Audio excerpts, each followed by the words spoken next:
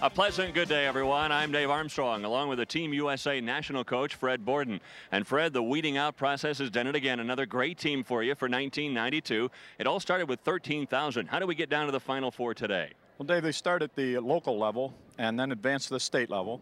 From the state, then on to the region. From the region, here to the national finals. We started with 49 players. They bowled 24 games qualifying.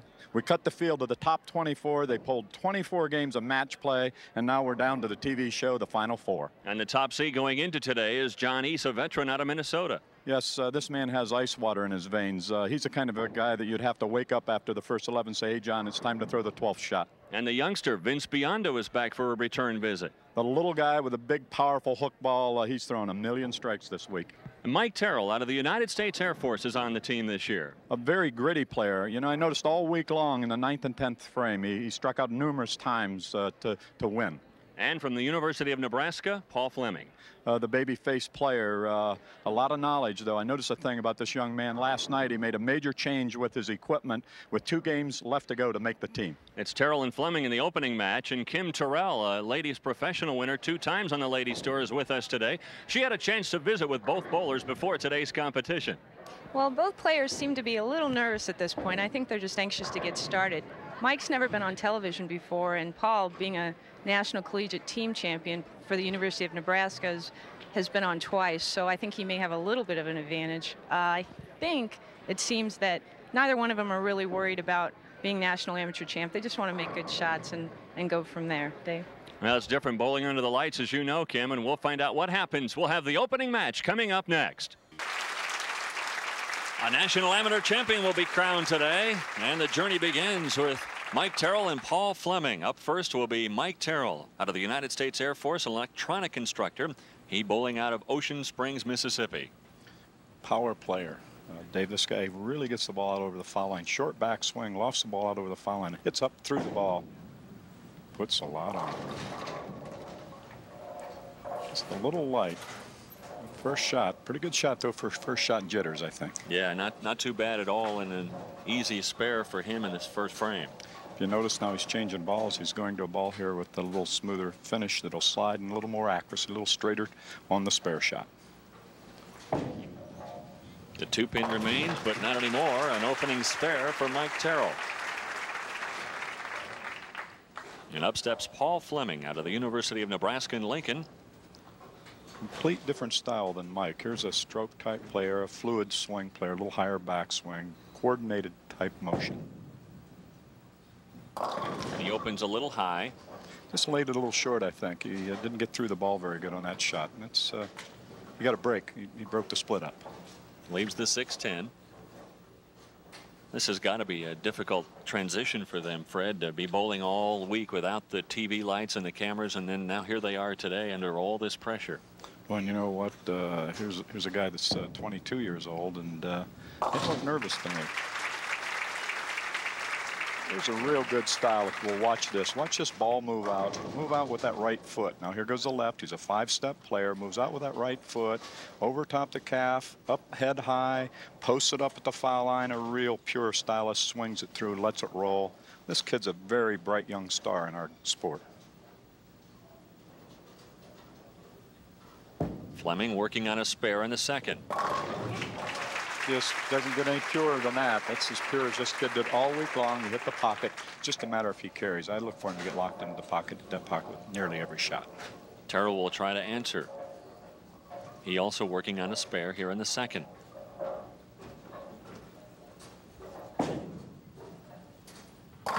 And he does answer. Look at that pin come across there, Dave. You see, that's what he did all week. He's got that power. He's got that real strong upper body. And you can see he's got Popeye forearms.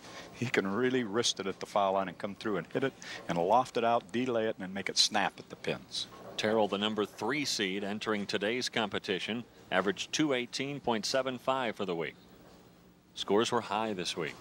It was great surface out here with this synthetic lane surface. Nice smooth lanes. And a double.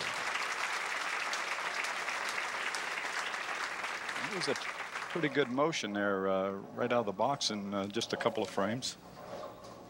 That took the lead. Now Terrell's got a 10-pin lead over over. Paul, let's see now if he can answer the challenge here. He needs to come right back to put the heat right back on him.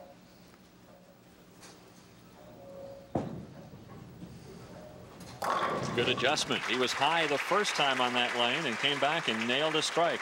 He also with a double, and we're dead even. Can you believe he threw that shot that pure and that clean, that young age? Wow. It's just fun to know that we've got these players for our Team USA for 92. I should say, a fine team again for 92.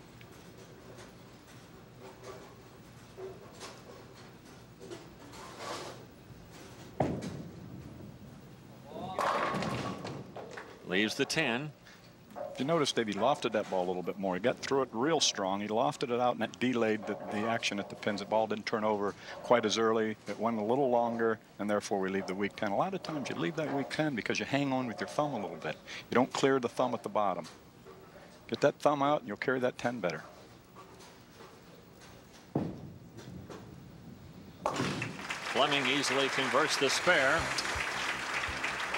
Fleming and Terrell are off and rolling here in the opening match of the 1991 Team USA National Finals.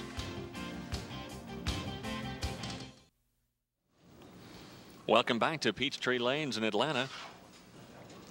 Mike Terrell now bowling in the 8th, working on a strike, but trailing by 22. Grabbed onto that one. You know, he knew he needed it. Probably the nerves set in there a little bit. That's a key shot of the match, I think, right there. But the match is never over till it's over. He's up by 23 now, and Mike needs to make this spare.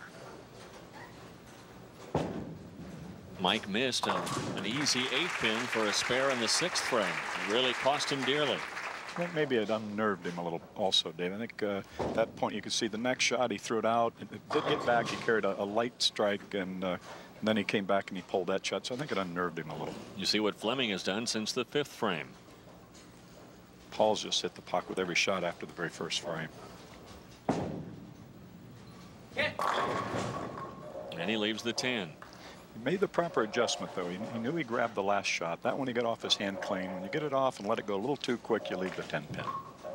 So in the foundation frame, the 9th, desperately needing this spare to stay in the match.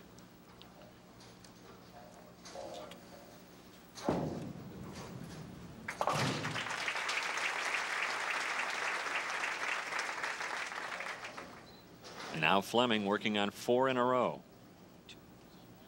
He throws a strike here. This is the lockout strike right here. If he can get up there and throw this shot, he'll advance to the next match.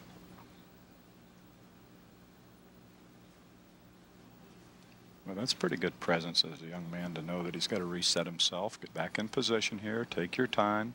Your first time on national TV. I'm impressed.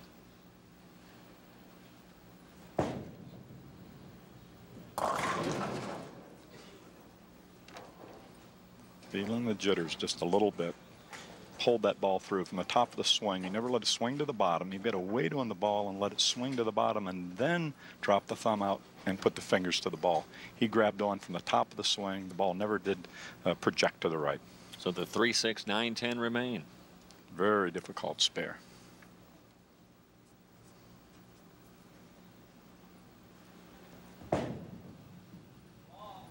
Whoa, he did it wonderfully.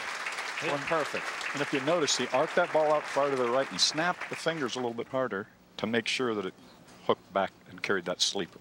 That may be the key shot of the match. Watch this shot. He really snapped the fingers there. Did you see that arm snap? So now the ball arcs out farther to the right, out by the 6-pin. Now here it comes. It's making its turn back to carry that sleeper. That sleeper is the key there. So you have to hook the ball more on that spare to carry that sleeper pin.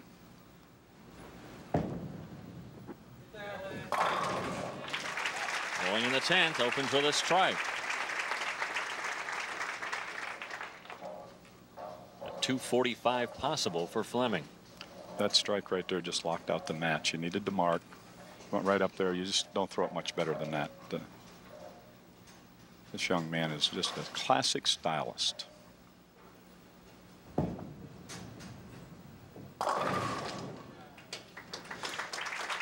Leaves the 1-2, but didn't need any more than that. A little bit of probably a letdown. He knows mathematically he can't lose the match, so he just went up there and sort of, whew, I got this first one under my belt.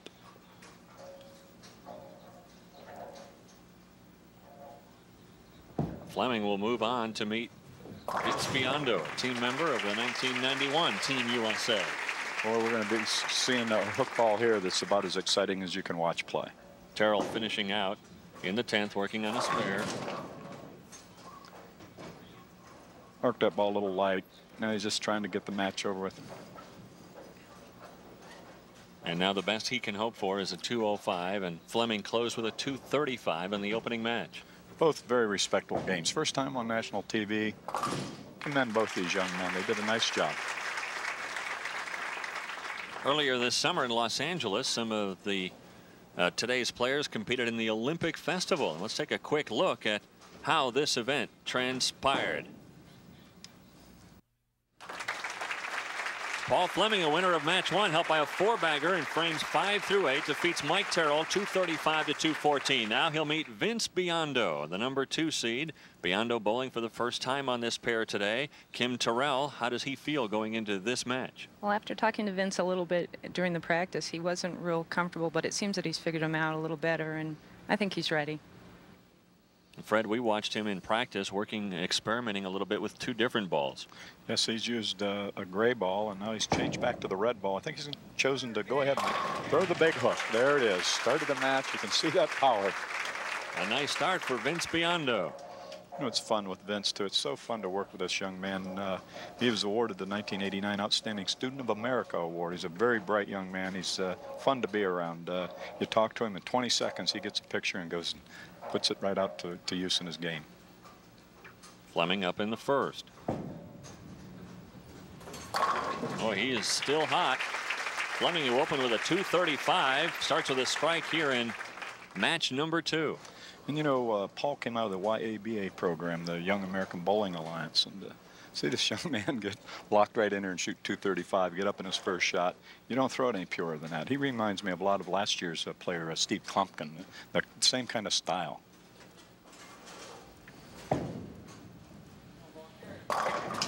He leaves the 10-pin. One of the things that I've noticed in talking to all the competitors is that they all have one common denominator. They all say, yeah, we'd like to be national amateur champion, but I'm just so thrilled to be on Team USA, and we're all teammates here. So even though it's a competition, it's a very friendly one. You see the players slapping hands after each shot.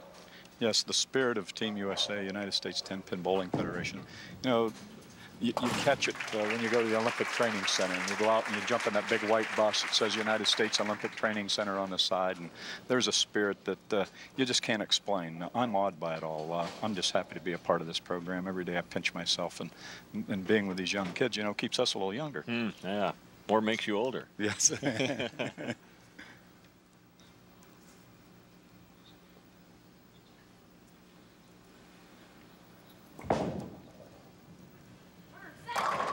Biondo working on a strike, and he, like Fleming, leaves the 10 in the second. Now, that was a key all week. Vince carried that 10-pin pretty much all week, better than most all the other players. He and the leader, John East, carried the 10-pin, and that was the key to making the team first, and being the leader was carrying that corner pin. You were saying yesterday that the key really to bowling is to be able to carry those 7s and 10s, and that the adjustments that you have to make are so fine in trying to be able to do that. Yes, and that's all we work on here. Watch this wrist action. Watch the wrist of this young man. He's only 125, 30 pounds. Watch that wrist. Look at the cup wrist atop the swing. That is as powerful as you can put it. Comes down to the bottom. Look at the elbow, and the wrist snap through the ball. He arcs this ball out to about the 5 board and brings it back to the 17 board. That's a 12 board finish. Working on a spare in the third. And again a 10-pin.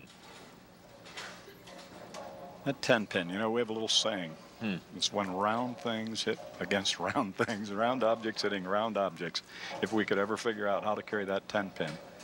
A lot of times it's just what we try to get people to do is just relax your hand a little more. If you're leaving a lot of 10-pins, get that hand nice and loose. They say that you could walk right up to Willie Mays and pull the bat right out of his hands. He was so relaxed.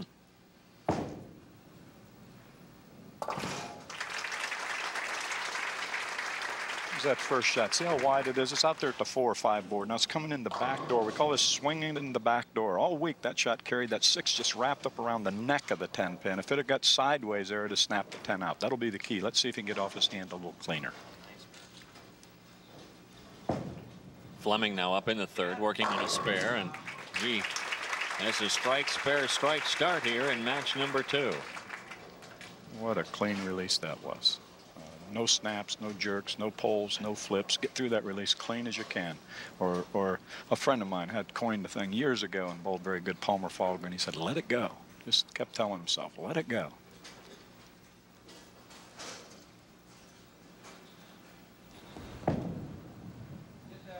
That one a little high, leaves the 6-10. Mentally for a Biondo coming in with those 2 10 pins in frames 2 and 3. Mentally, how does he recover? You know, physically, you've talked about physically what he has to do, but mentally, how does he recover from those 2 frames? He's working on his sports psychology psych right now. You know, the mindset. He's talking himself into a great performance. This young man handles the stress very well. I noticed that at the Olympic Festival. Got a little bit of trouble. Shot 130 game. I thought, uh-oh. Boy, he bounced right back with 240 next game. So he's very good in his mental approach to our sport. Biondo now up in the 4th, working on a spare. Trailing by 1.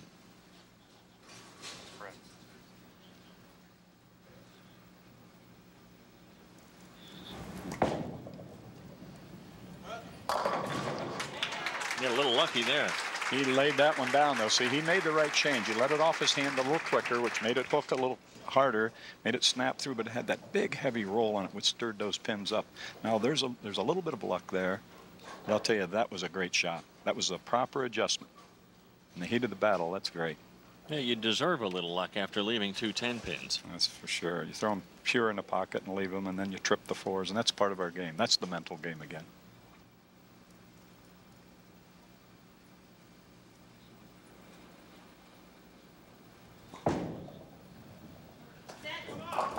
That one high, and no fortunate outcome that time for Vince Biondo. I don't know that Vince really ever got comfortable in practice, Dave. I think he was a little confused in practice. He hit up on that ball real hard, trying to keep it on line. He was a little concerned, probably that 10, and he hit up on the ball, which made it hook early. It's what bowlers refer to as the Greek church. Rampaw's teeth. Vince Biondo with an open in the 5th. Paul Fleming still on a roll as he was in match number 1. Fleming and Biondo, the conclusion of the match, coming up next from Peachtree Lanes in Atlanta. Back at Peachtree Lanes, the semifinal match. Vince Biondo up working on a strike in the 8th. Trailing by 23. That'll catch up in a hurry. Isn't that something? This young man's been lost, and here it is. This is a do or die strike. He goes right up there and throws as pure a shot as you can throw to keep himself in the match and cut it right down to 13 pins. I was asking Vince before the match, does he watch the other bowler during these competitions, this head-to-head? And he said, you try not to, but it's impossible. Yeah, it really is. You know, if you see your opponent throw one through the nose and hit a high strike and cave them in, you know, your emotions just can't help but run away with you a little bit. So we teach our players sort of get into their own thought process and just worry about what they're doing. And 3 in a row for Biondo to pull to within 3. We have us a match here, ladies and gentlemen. This young man now needs to put the heat right back on Vince. Vince just loosened up, and I wouldn't be a bit surprised if you don't take 3 out in the 10th. So. Fleming now up in the 9th, working on a strike.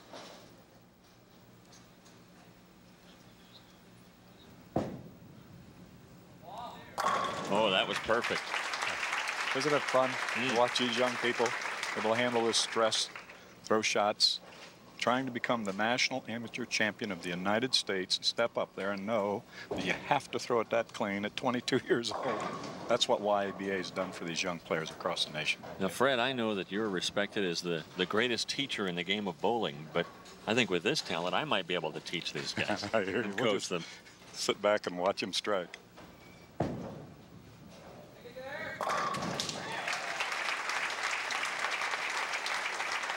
Three in a row now for Fleming.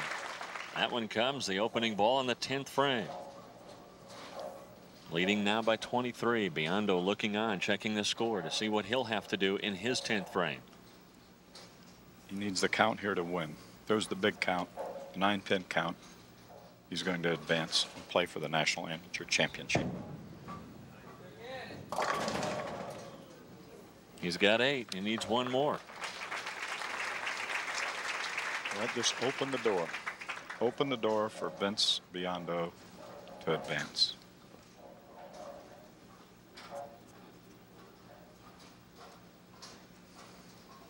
If he converts here, he'll win by 1, no matter what Biondo does. Correct. And he does. So a 226 for Fleming. The best that Biondo can do is a 225. Well, that's terrific bowling by Fleming, isn't it? Open with a 235 and then come back with a 226. I think he's missed a pocket 3 times in 2 games. That's tremendous for his first appearance on national TV.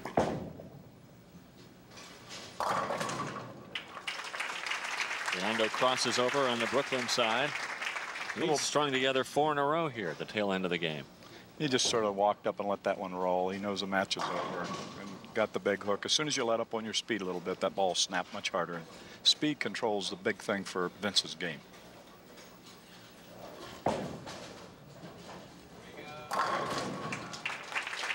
Two in a row for Biondo.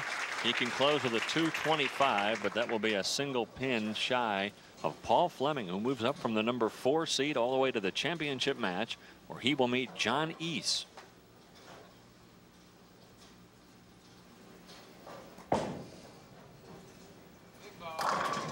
A 225 for Biondo. Fleming wins by 1.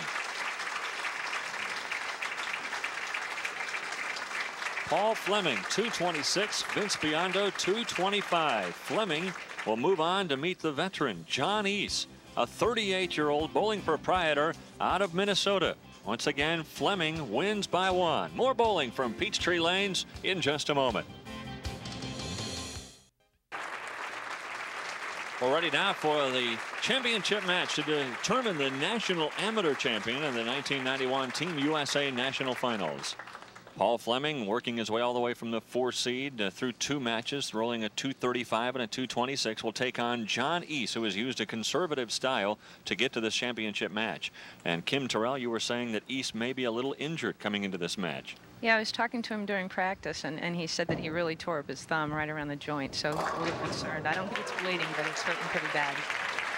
Fleming opens on the Brooklyn side, a strike to begin the championship match.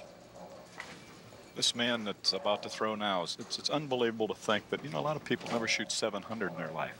Well, he shot 801 right-handed and turns around and shoots 715 left-handed. Amazing. Is that talent?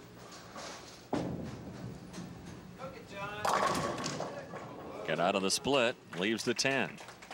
A textbook player. He's got the basic timing, swing, straight through release. The arm swing stays straight.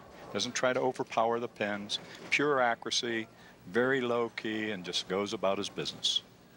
He told me he was too old to have the cranking style of today's players, and maybe a nervous miss in frame number 1. Yes, I'm sure he's jittery inside, even though he appears outside so calm. But I look for him to find that pocket and make this a real good match coming down the stretch. He'll be there in the 8th and 9th and 10th frame. East has averaged 224.9 this week.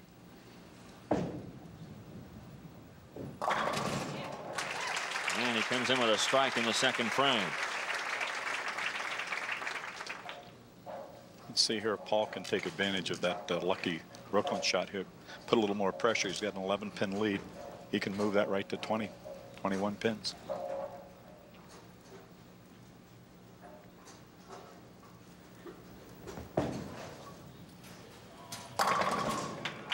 Fleming has bowled his best here on TV. Maybe he should bowl into the lights all the time. I'm sure he'd go for that.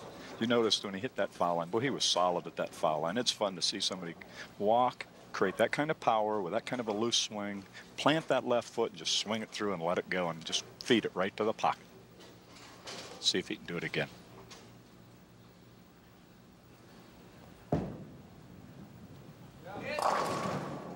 And 3 in a row to start the championship match for Fleming. He looks so smooth, Fred. What might you work on with him as he joins your team for 92? We'll probably work on more of the mental game, a little sports psychology with Dr. Shane Murphy at the Olympic Training Center. Talk to him about playing lanes and bowling equipment, not the physical game. He's got a great physical game. And on the Brooklyn side, East strikes. Here he is, just textbook style, gets it into the swing. Now on the second step, comes back over that right calf, up over the head, just stays right at the foul line now and just lets it roll. Just stays right there. Doesn't try to. East, 38 years old, his wife and daughter with him here in Atlanta this week. Said that's really been a calming influence on him. Yes, he falls into a pattern, Dave. He just gets into a pattern. He knows his tempo. He stays in his tempo. Even when he's moving around, if you notice, he's slow moving, sitting down. When he picks up his towel, sort of got that drum beat, that inner drum beat's very, very attuned, and he just stays there shot after shot.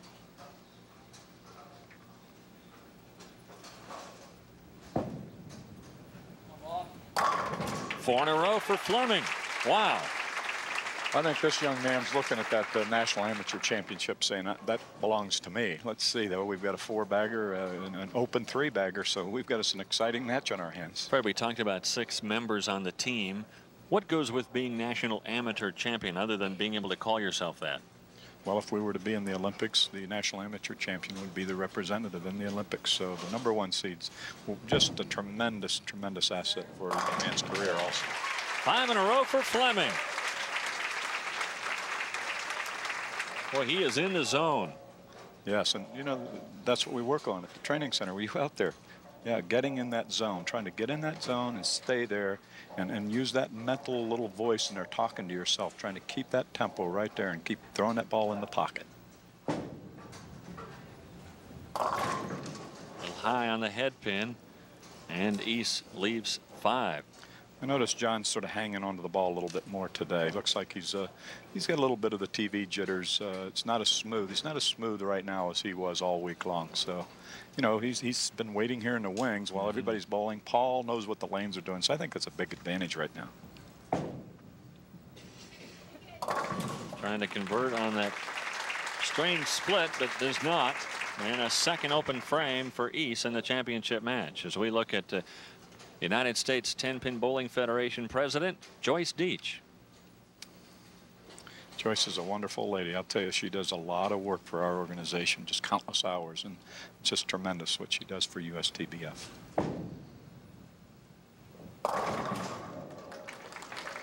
East tries to mix it up and leaves the 7. Got that off his hand clean. He got through the ball a little bit better, got off his hand. Sometimes when it's not going quite right, you don't get the break either. He just never got the pins to bounce off domino fashion over there and carry that 7 out.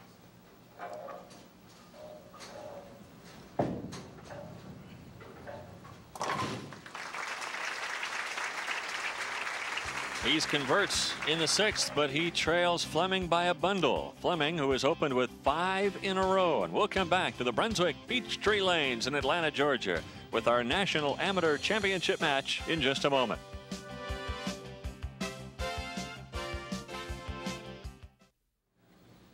And the executive director of the USTBF, Jerry Koenig, on hand here today at the Peachtree Lanes in Atlanta, Georgia. With Fred Borden and Kim Terrell, I'm Dave Armstrong. And Kim, an update on John East and that thumb. Well, it really looks like John's thumb is bothering him. He seems to be hanging on the ball a little bit too long, and it's probably pretty painful. It's an open cut. I'm sure it's hurting him quite a bit. Dave? East working on a spare in the 6th, has 92 through 5, and Fleming has quite literally been on a roll with 5 in a row to open the match. 235, 226. In the first 5. That's quite a performance here to win the National Amateur Championship. And perhaps gets a bit fortunate as he hits it dead on to avoid a split. So after 5 in a row and an 8 count for Fleming in the 6th frame. Now he's going to try to flatten this ball out a little bit, not throw as much hook, so that we can cover both pins. If you throw the big hook on this, and you can snap that front pin off that back pin very easily. Covers it beautifully.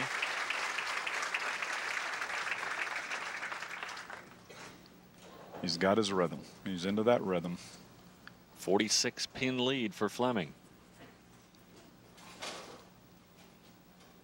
He's a nice young man. You know, I watch him all week. He's got a very pleasant way about him. In the bus going back and forth, talking with the other athletes, he's just going to be a great asset to be the national amateur champion if he holds up in this match. Looks like he's holding up fine. Doesn't get any better than that, does it? Is that fun to watch when somebody can throw that ball in that pocket? The 10 pins just virtually disappeared. It hit the pocket, just disappeared 10 right in the pit. Does he have somewhat of an advantage being able to bowl all day today on this championship pair? Yes, most definitely. You know, when you get dialed into that pair, he knew what ball, he knew where to play the lanes. The player that's waiting in the wings comes into the match a little bit, just has that little question in their mind. Am I going to figure the lanes out? But I think in John's case, you know, he's got that raw thumbs, tore up. There's nothing worse in our sport than to have a tore open thumb where you can't feel the ball, the pain. And that's what bowling is. It's a feel of that ball on your hand. The 2-8. What a nice spare.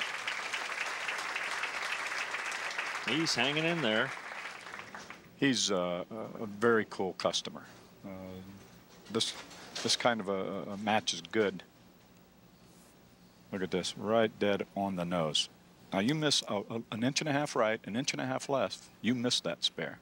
So that's the kind of accuracy from 60 foot these players have. And it comes back with a strike in the 8th. There's the John East that we know. Let it go a little cleaner.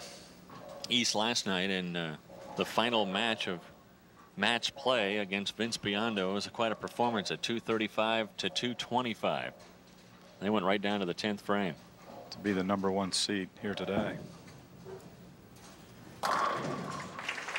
Fleming says, give me that national amateur championship.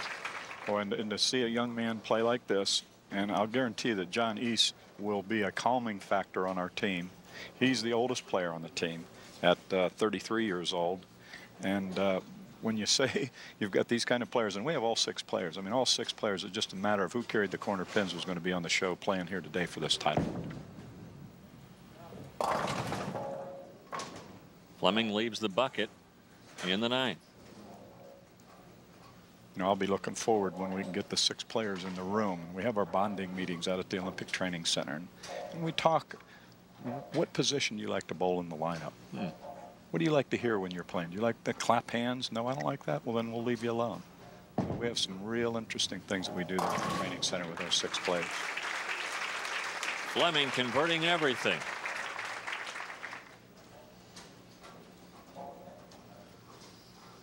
So he just flattens this out, throws it harder, puts it on line, hits that lead pin, and just covers all 4 with the ball. He's trying to stay mathematically in this match. Mathematically, Paul is the national amateur champion, but I'll guarantee that John's going to throw these shots here the best of his ability. His pride's still on the line. He still wants to put a respectable score on the board, and he can finish here with a 5-bagger.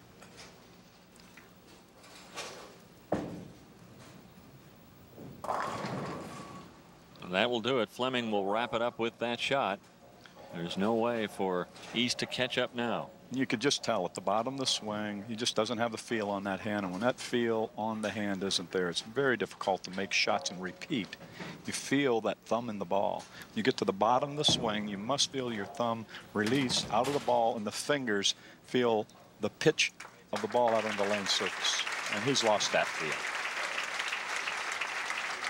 So John East will finish second, the runner-up to Paul Fleming, who will roll out the string in the 10th frame.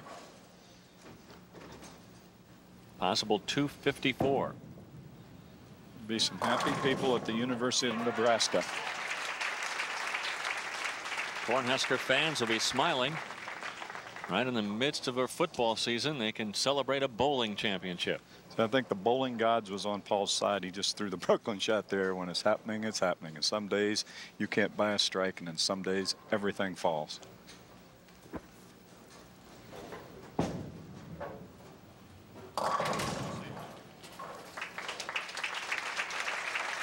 Yeah, if he converts that, it's a 244, and what an impressive showing for Paul Fleming here today. A 235, a 226, and a possible 244 here in the championship match.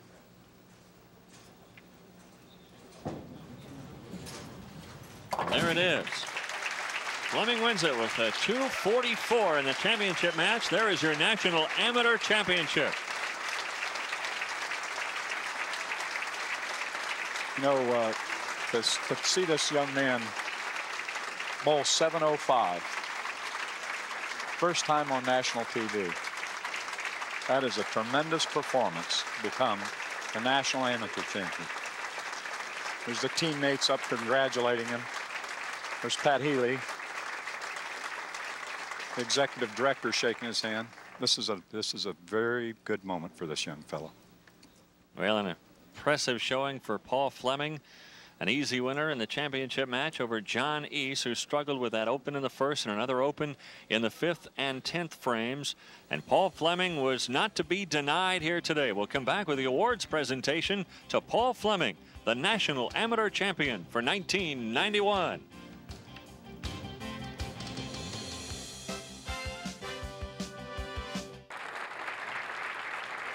Here's a look at the 1991 National Amateur Champion, Paul Fleming from the University of Nebraska. Paul, congratulations.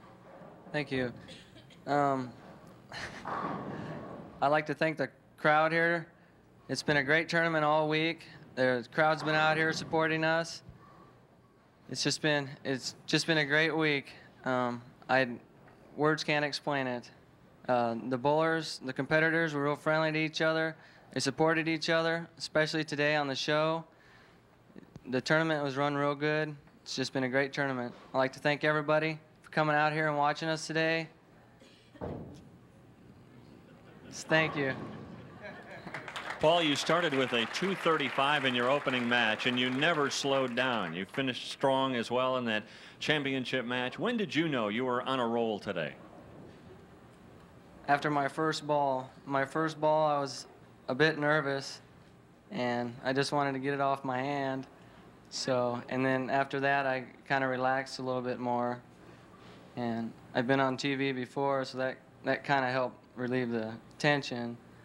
But Fred, you're now going to coach this young man. Do you have any words of wisdom or questions for your National Amateur Champion? It just made my job real easy. When you get talent like this young man to work with, we're looking forward to the kickoff of the 92 year out at the Olympic Training Center. We'll spend our first 8 days there, and we'll start having some fun. And you're looking forward, I'm sure, to work with Fred. Yes, I am. I'm really looking forward to the training center and working with all the Team USA representatives and everybody. And it just sounds like a lot of fun. And now some hardware to present. Joyce Deach and Jerry Koenig from the USTBF are here to present you your championship trophy. Congratulations. Well, we're very, very proud of you and glad to have you on our team. How about a hug, Dave? Thanks. Once again, our congratulations, and now we'd like to welcome in our 2nd and 3rd place finishers. Vince Biondo, who finished 3rd, and John East, who finished 2nd. John, congratulations on your performance all week long, and Vince as well.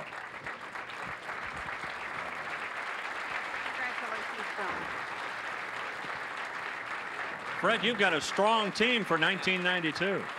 Look at this, and I can, you know what? I don't have to look up to them, look right in their eye. I'll tell you, I'm just glad to be with these young people. They're the greatest players in the United States right here, standing right here. It's going to represent our country in 1992.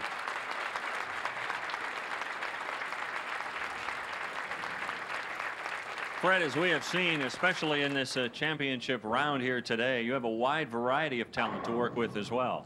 Yes, we have the big hook ball player. We have the Mr. Cool here. And we have the young player that just goes out there, the pure stylist. Then with Pat Healy, to join the team.